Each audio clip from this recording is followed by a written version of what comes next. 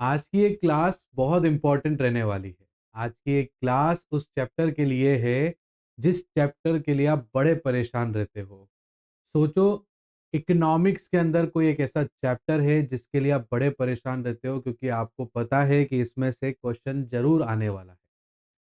तो सोचिए अगर उस चैप्टर के बारे में और उसके कुछ इम्पोर्टेंट क्वेश्चन के बारे में आज इस क्लास में हम लोग डिस्कस करेंगे तो कैसा आप लोगों को लगेगा? तो आइए आज की इस क्लास में हम लोग जो है आप लोगों के साथ में एक बहुत इम्पोर्टेंट चैप्टर हमारे मैक्रो इकोनॉमिक्स का लेकर आए हैं और उसके कुछ इम्पोर्टेंट क्वेश्चंस आपके साथ में हम लोग डिस्कस करेंगे बच्चों। और डिस्कशन के अंदर हम लोग कुछ थ्योरी और कुछ न्यूमेरिकल आपके लिए लेकर आए हैं। आप लोग थोड़ा थोड़ा समझ गए होंगे कि मैं किस चैप्टर की बात कर रहा हूँ। जी हाँ बच्चों, मैं आज आपके सामने लेकर आया हूँ नेशनल सॉरी नेशनल इनकम के ऊपर बात कर रहा हूँ बेटा। कि आज की इस क्लास में हम लोग नेशनल इनकम के ऊपर बात करने वाले हैं।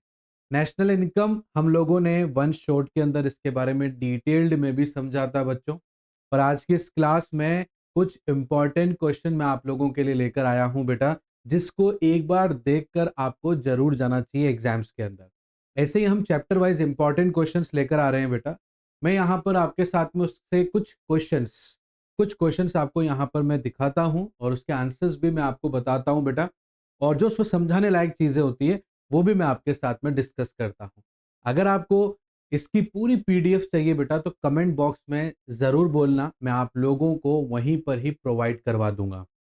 तो चलिए बेटा, स्टार्ट करते हैं और समझते हैं आज की हमारी इस क्लास के अंदर नेशनल इनकम के कुछ इंपॉर्टेंट क्वेश्चंस को।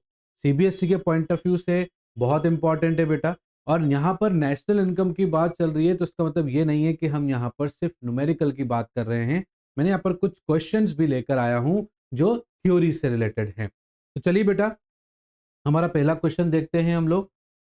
पहला क्वेश्चन बेटा हमारे पास में है कि आपसे पूछा जाएगा कि नेशनल इनकम क्या होता है और उसके दो आपको यहाँ पर concepts any two concepts of the national income बताने हैं बेटा आपको। तो देखो बेटा, नेशनल इनकम क्या होता है? जब पूरे देश की जितने भी लोग हैं जो कमा रहे हैं पैसा, उन सबके पैसों को अगर प्लस कर दिया जाए, टोटल कर दिया जाए, तो हम उसको टोटल इनकम की बजाय उसे हम नेशनल इनकम कहेंगे बेटा। और जनरली दो कॉन्सेप्ट होते हैं बेटा इसके अंदर, एक होता है जीडीपी और एक होता है जीएनपी। जीडीपी मतलब होता है बेटा कि ग्रोस डोमेस्टिक प्रोडक्ट, मतलब ए, मतलब जो हमारे देश के अंदर प्रोडक्शन किया जा रहा है और वो हमारे देश में ही बेचा जा रहा है, ठीक है ना। और ग्रोस नेशनल मतलब क्या होता है? हमारे देश में तो हम लोग प्रोडक्शन करके बेच ही रहे हैं, विदेशों में भी बेचकर जो हम पैसे कमा रहे हैं उनको अगर हम प्लस कर दें डोमेस्टिक के साथ में तो वो बन जाएगा नेशनल इनकम। ठीक है बेटा, यहाँ पर आपके पास में फॉर्मूला भी लिख रखा है मैंने बेटा, तो आपको आंसर इसी तरीके से ही देना है बेटा। इस बात का ध्यान रखना, जब भी इस प्रकार का क्वेश्चन आ जाए आपको आंसर का फॉर्मेट इसी तरीके से ही रखना है। इस बात का आपको विशेष रूप से ध्यान रखना है बच्चों। नेक्स्ट क्वेश्चन हम लोग यहाँ पर बात कर रहे हैं बेटा। नेक्स्ट क्वेश्चन हमारे पास में, distinguish between the GDP at market price and factor cost. GDP market price क्या होती है और जीडीपी फैक्टर कॉस्ट क्या होती है? फैक्टर कॉस्ट बेटा वो होती है जिसके अंदर इनडायरेक्ट टैक्स ऐड नहीं रहता है। मार्केट प्राइस वो होती है बेटा जिसके अंदर इनडायरेक्ट टैक्सेस ऐड रहते हैं। अब आप समझ गए होंगे, जीडीपी मतलब यहाँ पर क्या हो गया? Gross domestic product. जीडीपी मतलब क्या हो गया? Gross domestic product. मैंने आपको पहले भी समझाया था बेटा ग्रोस डोमेस्टिक प्रोडक्ट बेटा। और अगर किसी बच्चे को अभी भी डाउट है बेटा तो मेरा वन शॉट रिवीजन रखा हुआ है नेशनल इनकम का बेटा, आप प्लेलिस्ट में जाके उसको चेक कर सकते हैं और वहां पर देख सकते हैं, है ना बेटा। तो जीडीपी मतलब वही है, मतलब वही है, एमपी में हो चाहे एफसी के अंदर हो। बट यहाँ पर जो डिफरेंस है वो एफसी और एमपी का है बेटा। एफसी मतलब जिसके अंदर फैक्टर कॉस्ट, मतलब जिसके अंदर इनडायरेक्ट टैक्स एडेड नहीं रहता है। मार्केट प्राइस मतलब एमपी, एमपी के अंदर टैक्स इनडायरेक्ट टैक्सेस ऐड रहता है बेटा। Is that clear? आगे देखो बेटा, यहाँ पर ये देखो मैंने रिलेशनशिप भी लिख रखा है। आप इस तरीके से बेटा इस फॉर्मेट में सीबीएसई के अंदर आंसर्स देंगे तो उसको ज्यादा प्रायोरिटी मिलेगी, क्योंकि क्लियर एक्सप्लेनेशन होना बहुत जरूरी होता है इकोनॉमिक्स के अंदर। और सीबीएसई इसी चीज को जो है आप लोगों के आंसर्स को इसी तरीके से देखता है। तो आपको इस तरीके से इसके आंसर्स को लिखना है बच्चों। नेक्स्ट है बेटा, what is mean by the domestic territory. Domestic territory क्या होता है? Explain with an example. बेटा डोमेस्टिक टेरिटरी मतलब क्या है? Under the boundary of a Indian, sorry under the boundary of a country, country की जो बाउंड्री है उसके अंदर अंदर जो भी राज्य जो भी शहर आता है वो डोमेस्टिक टेरिटरी कहलाता है, वही डोमेस्टिक टेरिटरी है बेटा। इसके जो एक्सप्लेनेशन है बेटा, जैसे एग्जांपल्स हैं इसमें मैंने लिख रखे, it includes ships and aircrafts operated by normal residents between the two और मोर कंट्रीज, है ना, फिशिंग वेल्स, ऑयल, ठीक है, and natural gases, rigs operated by residents in the international water, ये आपका डोमेस्टिक टेरिटरी होता है बेटा।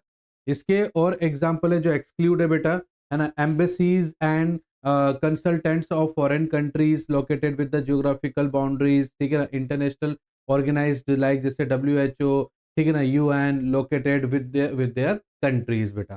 तो ये आपको याद रखना है बच्चों इस तरीके से। अब जैसे distinguish between stock and flow आ गया बेटा, तो इसका एक टेबल बना के लिखना है, मैंने तो ऐसे ही बना दिया बेटा इसको, बट आपको एक टेबल बना के बताना है कि स्टॉक क्या होता है, फ्लो क्या होता है, ठीक है ना। इसके बारे में भी हमने अच्छे से बात किया बेटा कि स्टॉक किसे कहते हैं, फ्लो किसे कहते हैं, ठीक है ना। और यहाँ पर नेशनल इनकम को भी फ्लो कॉन्सेप्ट माना जाता है क्योंकि पूरे एक साल का मेजर किया जाता है, कोई पर्टिकुलर टाइम पीरियड का नहीं किया जाता है, पूरे साल भर चेक किया जाता है, ठीक है ना बेटा। ये एग्जाम्पल नेशनल इनकम है, इन्वेस्टमेंट है, डेप्रिसिएशन है, एक्सपोर्ट है। Net national income is a flow concept it is measure over a period of time, पूरे एक साल भर का मेजर करते हैं भाई, पूरे साल भर में क्या नेशनल इनकम हमारी रही है बेटा। जैसे इंटरमीडिएट गुड्स क्या होता है, फाइनल गुड्स क्या होता है, कई बार पूछा जाता है बेटा।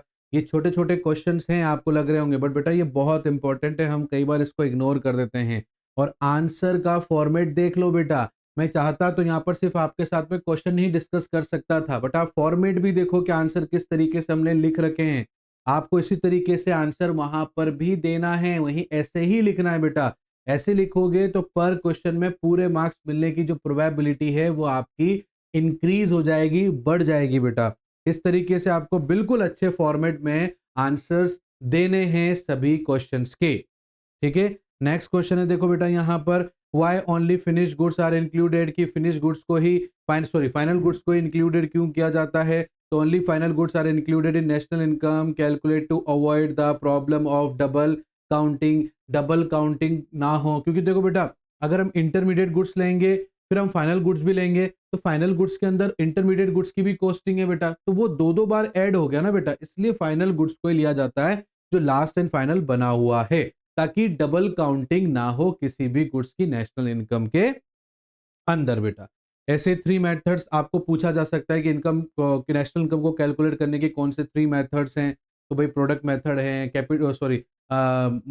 इनकम मेथड है, ठीक है, एक्सपेंडिचर मेथड है, वो आपको बताना है। साथ में सभी का फॉर्मूला बता दोगे आप तो वेल एंड गुड, बहुत अच्छा हो जाएगा। जैसे कि मैंने यहाँ पर बता रखा है, देखो इसी तरीके से ही आपको जवाब देने हैं बेटा, इसी तरीके से आपको आंसर लिखने हैं। इस बात का ध्यान रखना आप लोग, इस तरीके से आंसर्स आप लोग लिखोगे, आई एम डैम श्योर आपको हर क्वेश्चन में पूरे पूरे मार्क्स जरूर मिलेंगे। और इन क्वेश्चन को एक बार रिवाइज कर लेना। इसके अलावा और भी बहुत सारे क्वेश्चंस हैं बेटा जो मैं आपको अभी यहाँ पर पूरी तरीके से नहीं बता सकता हूँ, बट अगर आप चाहते हैं कि मैं आपको और भी अच्छे क्वेश्चन लेकर आऊँ, न्यूमेरिकल क्वेश्चन लेकर आऊँ और आपके साथ यहाँ पर डिस्कस करूँ, तो प्लीज कमेंट बॉक्स में जरूर बताना। और मेरे पास में ऐसे बहुत सारे क्वेश्चन है बेटा जो आप मेरे से ले सकते हैं, पीडीएफ मैं आपको प्रोवाइड करवा दूंगा, आप मेरे को कमेंट बॉक्स में जरूर इसके बारे में बताना बच्चों।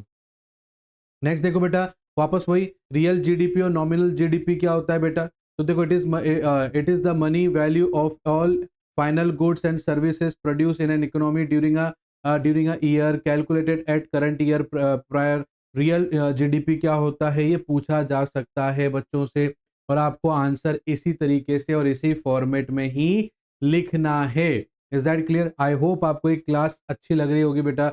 डिफरेंसेस क्या है दोनों के बीच में, अगर आपसे ज़्यादा इलेबोरेट करके पूछे तो आप इसका जो है डिफरेंसेस भी बता सकते हैं दोनों के बीच में, जो कि काफ़ी मदद करेगा बेटा आप लोगों के मार्क्स को गेन करवाने में, ठीक है। उसके बाद में देखो बेटा यहाँ पर ट्रांसफर पेमेंट क्या होता है और why they not included in national income. Transfer payment क्या होता है बेटा, ठीक है ना, उससे नेशनल इनकम में इंक्लूड क्यों नहीं किया जाता है। ये ऐसे क्वेश्चंस आपसे पूछेंगे। बच्चे जनरली क्या करते हैं, नेशनल इनकम मतलब उनके लिए क्या हो जाता है, नेशनल इनकम उनके लिए ये हो जाता है कि उनको सिर्फ न्यूमेरिकल पे ही फोकस करना है, जबकि ऐसा नहीं है। न्यूमेरिकल के अलावा आपको थ्योरेटिकल पे भी फोकस करना बहुत इंपॉर्टेंट है बच्चों। तो इसीलिए बच्चों का जनरली फोकस क्या रह जाता है, न्यूमेरिकल पे रह जाता है, जिस वजह से उनका जो थ्योरी वाला पार्ट है वो स्ट्रांग नहीं रह पाता है। और यहीं पर ही क्या होता है, जब वहां पर न्यूमेरिकल कम और थ्योरी ज्यादा हो जाते हैं तो बच्चे वहीं पर ही जो है फेल हो जाते हैं, उनके मार्क्स नहीं आ पाते हैं। तो इसलिए हमें न्यूमेरिकल के साथ साथ में बच्चों थ्योरी पर भी ध्यान देना है बेटा। आगे देखो बेटा, जैसे मैंने कैलकुलेट लेकर आया हूँ बेटा यहाँ पर आपके लिए इनकम मेथड से। तो ऐसे टेबल आपके पास में गिवन करेगी बेटा, इसका आंसर देखो इस तरीके से आपको लिखना है। मैं सब बता चुका हूँ आपको पहले से ही बेटा, बस मैं आपको ये फेमिलराइज करवा रहा हूँ कि देखो इस तरीके से आपको आंसर्स आपके लिखने हैं। और ये इंपॉर्टेंट क्वेश्चन है बेटा, प्लीज इनको ध्यान से देखकर आप लोग जाना। आप इसको देखकर बिल्कुल जाओ बेटा, क्योंकि ये आपको लगेगा कि हाँ भाई हमने ये क्वेश्चन करे हैं, इससे रिलेटेड ऐसे ही क्वेश्चंस हमें एग्जाम्स में देखने को मिले हैं बेटा। इसके अलावा बेटा देखो एक और मैं कैलकुलेशन आप लोगों के लिए लेकर आया हूं बेटा, ध्यान से देखो आप यहाँ पर। तो ये इस तरीके से आप देखो यहाँ पर ही क्या है, वैल्यू एडेड मेथड से निकालने के लिए बोला है। देखो इस तरीके से आपको आंसर्स इसके लिखने हैं बेटा। आई होप आपको क्लियर हो रहा होगा कि हमें आंसर किस तरीके से देने हैं। जैसे कि एक्सपेंडिचर मेथड का मैं एक क्वेश्चन लेकर आया बेटा आपके सामने, ये देखो इस तरीके से इन फॉर्मेट में आप उसका बकायदा आंसर लिखो, जो फॉर्मूले हैं वो फॉर्मूले लिखो बेटा, उसके बाद में वैल्यू पुट करो और आंसर निकालो। तो जनरली बच्चे क्या करते हैं, जनरली आंसर लिखा जल्दबाजी में और सारा कुछ कर दिया और खत्म होगी कहानी। ऐसा बिल्कुल नहीं करना है। आपको प्रेजेंटेशन पे, अपने कॉन्सेप्ट के साथ साथ अपने प्रेजेंटेशन पे भी आपको ध्यान देना है बेटा, ठीक है ना। प्रेजेंटेशन बहुत इंपॉर्टेंट मैटर करता है और वही आपके मार्क्स को बढ़ाने में आपकी मदद करेगा बेटा। Is that clear? तो ये कुछ क्वेश्चंस थे जो मैंने आप लोगों के साथ अभी फिलहाल डिस्कस किए बेटा। आपको और भी क्वेश्चंस अगर देखने हैं तो आप मेरे से पीडीएफ ले सकते हो बेटा, कमेंट करके जरूर मुझे बताना बेटा इस बारे में। और साथ ही साथ में आपको एक और बात बोल देता हूं बेटा, अगर कुछ नेशनल इनकम के इंपॉर्टेंट क्वेश्चन आप चाहते हैं कि मैं आपको यहाँ पर बोर्ड पर एक्सप्लेन करके दिखाऊं बेटा, तो वो भी आप कमेंट करके जरूर बताना। इसके अलावा अगर आपको किसी और चैप्टर के अंदर इकोनॉमिक्स हो या चाहे अकाउंट्स हो चाहे बिजनेस हो बेटा, उनमें अगर आपको किसी स्पेसिफिक चैप्टर के अंदर आपको जो है इंपॉर्टेंट क्वेश्चन चाहिए तो वो भी आप लोग हमसे बोल सकते हो बेटा। और मैं आपके लिए जो है जल्दी ही सैंपल पेपर भी लेकर आऊंगा बेटा, तो आप सैंपल पेपर का भी मेरे से पीडीएफ ले सकते हैं और प्रैक्टिस कर सकते हैं बेटा। काफी हेल्पफुल आप लोगों के लिए रहेगा। आई होप ये क्लास आपके लिए काफी हेल्पफुल रही होगी बेटा। हेल्पफुल रही है बेटा तो प्लीज लाइक जरूर करना, शेयर जरूर कर देना और सब्सक्राइब करना और बेल आइकन को प्रेस करना बिल्कुल मत भूलना बेटा। मिलता हूं नेक्स्ट क्लास में, तब तक के लिए thank you and bye bye बच्चों।